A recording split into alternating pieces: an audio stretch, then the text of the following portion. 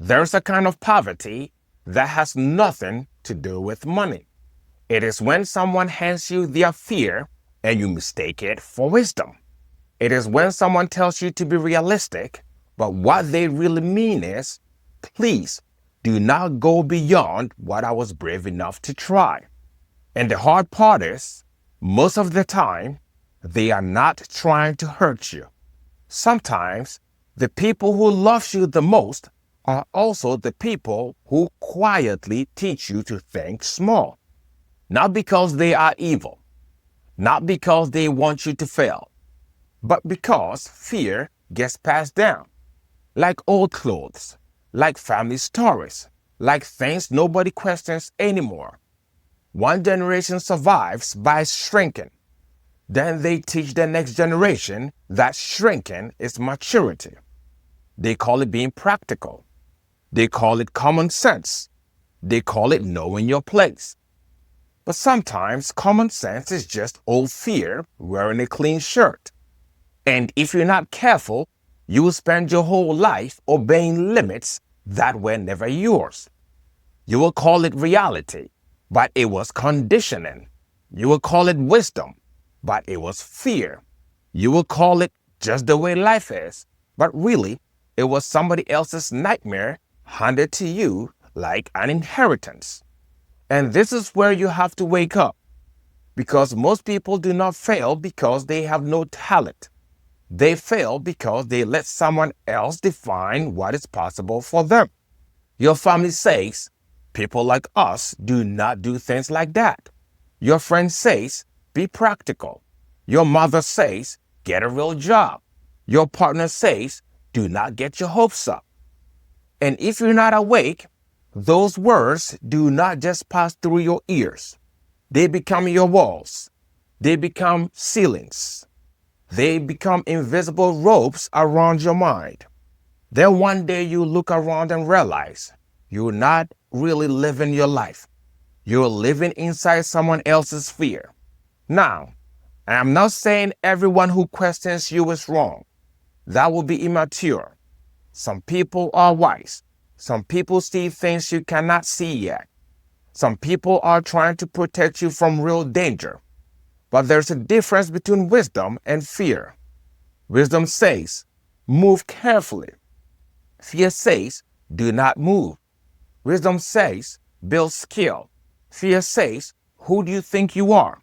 Wisdom says, count the cost. Fear says, stay small so nobody gets uncomfortable. And if you want to create anything real in this life, you have to learn the difference. Because your attention is not a small thing. Where your attention goes, your life slowly follows. Not in some fake manifestation way. Not in the lazy way where you pretend the universe is going to pay your bills because you made a vision board. No, I mean in a real way, a repetition way. If you spend every day feeding fear, your mind gets better at fear. If you spend every day rehearsing failure, your body starts treating possibility like danger. That is why people stay in lives they hate. Not because they are weak, because the cage has a routine. The cage has approval. The cage has people who understands it. Freedom is different. Freedom asks for courage, responsibility, and the willingness to become someone your old environment may not recognize. And that is scary, real scary, because when you start moving towards your dream, you are not just building a business, writing a book, starting a channel, or changing careers. You are breaking an agreement. The silent agreement that said, I will stay understandable to everyone around me. The agreement that said, I will keep my light so low so nobody feels judged by it.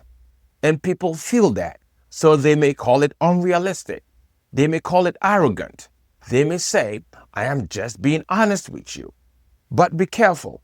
Some people use honesty as a mask for their own surrender. They are not telling you the truth about reality. They are telling you the truth about their relationship with reality. That is not the same thing.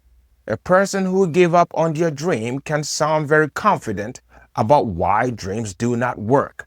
A person who never took the risk can sound like an expert on risk. So be careful who you let name your reality. Some people can only advise you from the size of their own life. That does not make them bad, but it does make them unqualified to define you. It is like asking a fish to explain the sky. It is not that the fish is stupid. It just lives in another world. So why are you asking people for permission to become someone they never imagined? And be honest, sometimes we ask the wrong people because some part of us wants to be stopped. That is the truth nobody likes. Sometimes we are not only afraid of failure, we are afraid of finding out what would happen if we really tried. Because if you really try, you cannot keep blaming everyone else. You cannot keep saying, they stopped me. At some point, power becomes uncomfortable because power comes with ownership. It asks, now that you know, what are you going to do? That question removes the hiding place. This is where it becomes spiritual. Not cute spiritual, not aesthetic spiritual, real spiritual. Because before you can change your life, you have to notice what has been running it. Zen will say, look directly. Do not decorate the cage. Look at the cage. Look at the voice in your head that says you cannot. Whose voice is it? Is it actually yours? Or did you borrow it from somebody who was scared? Your doubts are clouds. Other people's opinions are clouds. Fear, shame, family pressure, clouds. But awareness is the sky. And if you can see the fear, then you are not only the fear. If you can notice the old belief, then you are not fully trapped inside it. There is space, and in that space, a new choice can be made. That is where freedom begins. Not in proving everyone wrong, not in becoming rich just so the people who doubted you finally clap. That is still slavery. That is still living for their eyes. Freedom begins when you stop needing the prison guard to approve your escape. It begins when you say, I can listen, I can learn, I can respect people, but I will not let another person's fear become my God.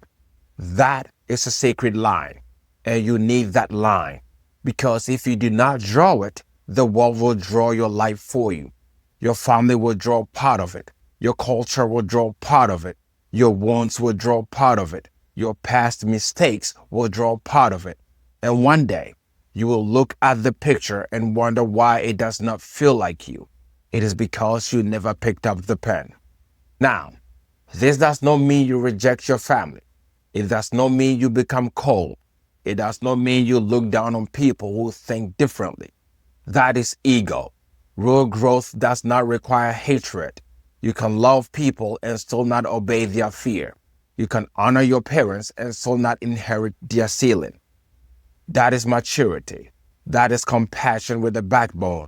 So be gentle, but do not be obedient to the wound. You can say, I understand why you are afraid, and still say, I am going. That is not disrespect. That is life moving through you. And if we are being honest, most dreams do not die all at once. They die in small moments. One postponed decision, one ignored idea, 1 year of waiting for the perfect time, one more promise to yourself that you do not keep. Then slowly the fire gets quiet, not because it went out, because you trained yourself not to listen to it. But what is real in you does not disappear that easily. It waits, and at some point, life asks you again. Maybe while you are driving, maybe before you sleep, maybe after another day of doing something that drains you. A question rises in your chest. Is this really the life I came here to live? Do not run away from that question. It is not trying to shame you. It is trying to wake you. And you still have power, not control over everything, not control over people, not control over timing, but power over the next honest step, power over what you practice, power over who you keep asking for permission, power over what voices you allow into your mind. So start there. Do not make it mystical. Do not make it dramatic. Start with one serious hour a day, one skill, one page, one conversation. Start becoming the kind of person who does not betray themselves every morning. Because confidence is not something you wait for. Confidence is something your nervous system learns when it sees you keep promises to yourself. Every time you do what you said you would do, something inside you start trusting you again. And that trust becomes peace. That trust becomes courage. That trust becomes identity. And identity is where everything changes. You stop begging life for a sign. You become the sign. You stop waiting to be chosen. You choose the path. You stop asking, what if they do not understand? And you still have power, not control over everything, not control over people, not control over timing, but power over the next honest step, power over what you practice, power over who you keep asking for permission, power over what voices you allow inside your mind. So start there. Do not make it mystical. Do not make it dramatic. Start with one serious hour a day, one skill, one page, one conversation. Start becoming the kind of person who does not betray themselves every morning. Because confidence is not something you wait for. Confidence is something your nervous system learns when it sees you keep promises to yourself. Every time you do what you said you would do, something inside starts trusting you again. And that trust becomes peace. That trust becomes courage. That trust becomes identity. And identity is where everything changes. You stop begging life for a sign. You become the sign. You stop waiting to be chosen. You choose the path. You stop asking, what if they do not understand? And you start asking, what if I abandon myself just to be understood? That question will save you, because being understood by people who need you small is too expensive. It costs your aliveness. It costs your voice. It costs your future. So protect the dream, not with arrogance, with devotion. Protect it from lazy fantasy. Protect it from other people's fear. Protect it from your own excuses. And when the old voices come back, because they will, pause for a moment. Do not fight them. Do not panic. Just breathe. Look at the rope and remember, it was never tied. You were just trained to follow it. So walk, make the call, write the page, record the video, build the skill, have the conversation, do the ordinary thing that supports the extraordinary life. Because your life is not here to be a monument to someone else's fear. It is here to be lived fully, honestly, bravely, and with enough truth that when the next generation looks at you, they do not inherit your cage. They inherit courage.